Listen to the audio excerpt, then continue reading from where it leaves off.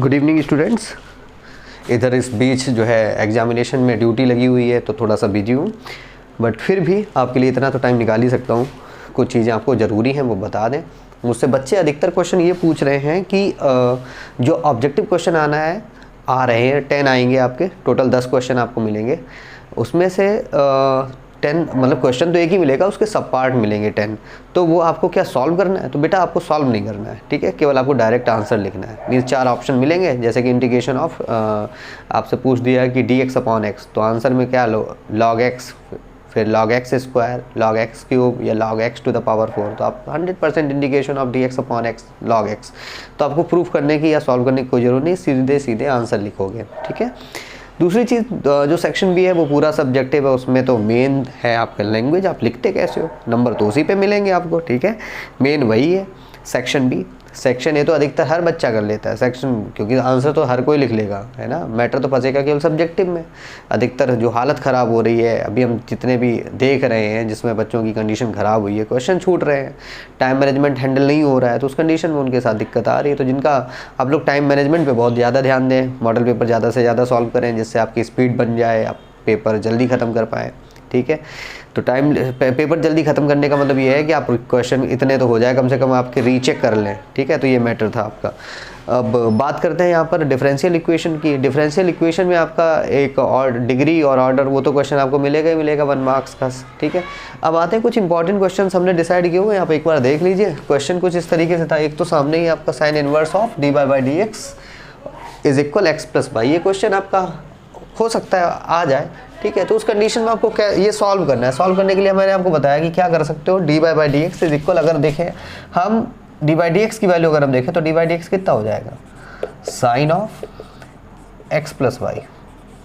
अब इस टाइप के इंटीग्रल को, इस टाइप के डिफरेंशियल इक्वेशन को सॉल्व करने का प्रोसेस क्या है, ये देखिए मैंने आपको एक बार बताया था कि ये जो अगर टर्म किस फॉर्म में मिल जाए, f of x by z या f of x by form में मिल जाए, ये किस टर्म में, एफ ऑफ एक्स बाई, है ना। मीन्स जो फंक्शन है वो in terms of x and by both है। तो इस कंडीशन में हमने आपको बोला है क्या करना पड़ेगा, लेट करना पड़ेगा x plus by is equal T, सही है बच्चों। अब यहाँ पर बात आ रही है कि आपने डिफरेंशिएट जो सपोज किया है वो तो x plus y is equal t substitute किया हुआ है, बट डिफरेंशिएशन इसका किसके रिस्पेक्ट में करना आपको बता दें। हमें कुछ नहीं चाहिए, मुझे डी बाई डी एक्स चाहिए। तो डी बाई डी एक्स यहाँ पर लाने के लिए इस जगह पर डी बाई डी एक्स आएगा, आप सबको पता है। तो डिफरेंशिएट किसके रिस्पेक्ट में करोगे, x के रिस्पेक्ट में करोगे, कुछ लोग टी के रिस्पेक्ट में कर देंगे।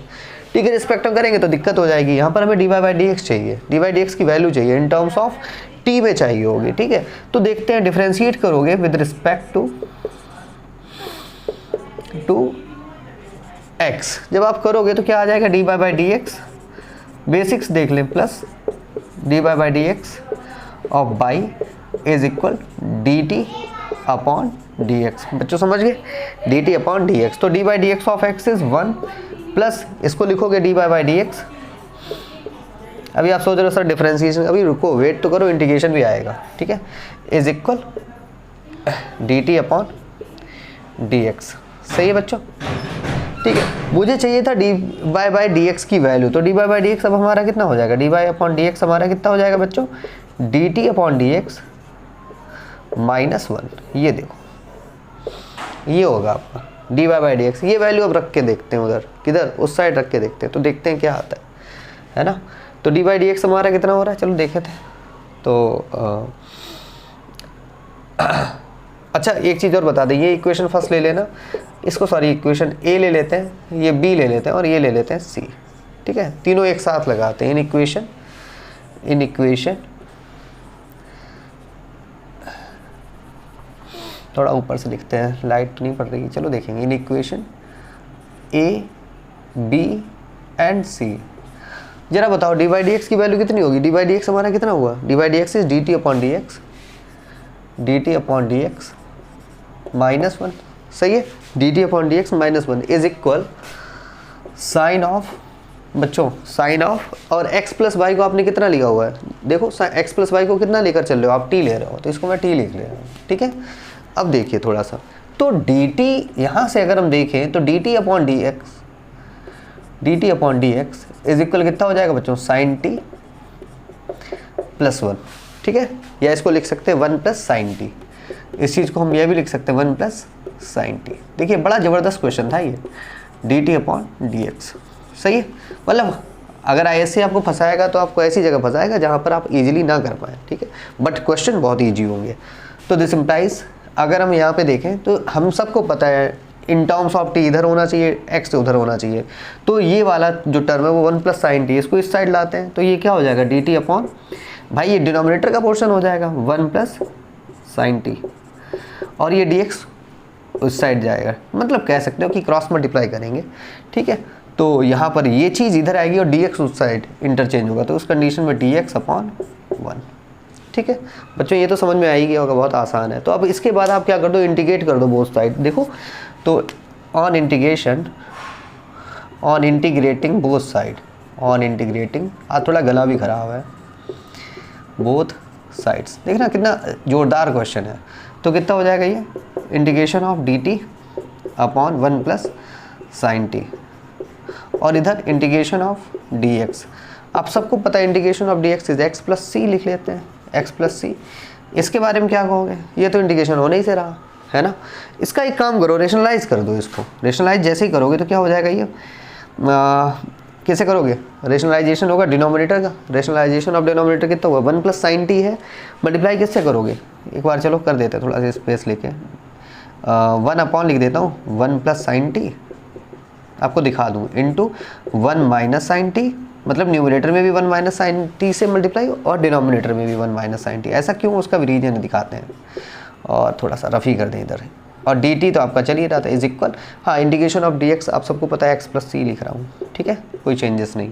तो दिस इम्प्लाइज, बच्चों ये बताओ ये क्या लिखा हुआ है, integration of 1 minus sine t, क्योंकि 1 multiply with the 1 minus sine t सबको पता है that is 1 minus sine t, upon 1 plus sine t into 1 minus sine t, 1 minus sine square t, 1 minus sine square t, ठीक है, of d t is equal x plus c, ठीक है बच्चों।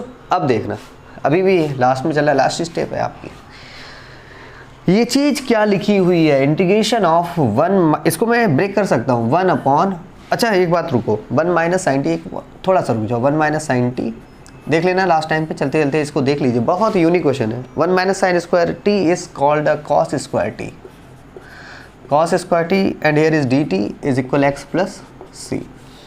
तो this implies, अभी भी मैं इसका इंटीग्रेशन नहीं कर रहा हूँ, लास्ट टाइम पे करूँगा, तो इसको मैं क्या ब्रेक करके लिख सकता हूँ 1 upon cos square T minus, चलो इसको डी टी भी लिख देता हूँ, integration of sine t upon cos square t d t.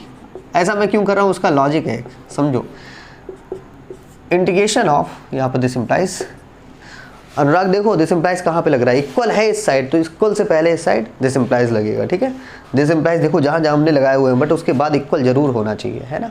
तो अब 1 अपॉन कॉस स्क्वायर टी को we can write a sec square t, sec square t d t, बहुत ही आसान था ना, माइनस इंटीग्रेशन ऑफ, यहाँ पर ध्यान से देखना ये क्या लिखा हुआ है, sine square, sine t upon cos square t, तो क्या मैं इसको sine t upon cos t, sine t upon cos t, है ना, इंटू 1 अपॉन कॉस टी लिख सकता हूँ, d t is equal x plus c, ठीक है, डी टी तो पूरा चल ही रहा है डी टी। अब एक बात बताओ, integration of sec square t सबको पता है दैट इज व्हाट, अभी रुको चलो लिख रहे एक साथ निकालते हैं, sec square t d t minus, हाँ इसका बताओ, integration of sine t upon cos t tan t into integration of and 1 upon cos t 60 d t is equal x plus c. सही है, आंसर का टाइम आ गया बच्चों। Integration of sec square t is what, tan t, सबको पता है that is called the tan t, minus integration of sec t tan T, थोड़ा सा सीक्वेंस इधर उधर है, मैं थोड़ा सा अच्छे से लिख देता हूँ, चलो sec t tan t d t is equal x plus c. हाँ चलो अब बताओ, टेन टी तो ये तो इंटीग्रेशन आ ही गया है टेन टी, ठीक है, जो लोग यहाँ पे यहाँ करना चाहें थोड़ा सा अरेंज करके लिखें तो ज़्यादा अच्छा रहेगा। तो सेक टी टेन टी सबको पता है that is sec t, integration of sec t tan t that is called the sec t, okay, it is called the sec t, and d t तो हो ही गया, is equal x plus c. बच्चों बस केवल एक चीज़ रहना रह गया फ्रॉम इक्वेशन नंबर बी, आप सबको पता है टी की वैल्यू कितनी, एक्स प्लस बी बाई, तो फ्रॉम इक्वेशन बी देख लो। हम केवल आपको हेल्प कर रहे हैं कि आंसर आपको कैसे लिखना है, ठीक है, ध्यान रखिएगा। तो 10t, टी की जगह पर केवल x प्लस वाई लिखना है, 10 of x plus y minus sec of x plus y is equal x plus c, that's it, that is your answer. ठीक है, देख लीजिए पूरा अच्छे से।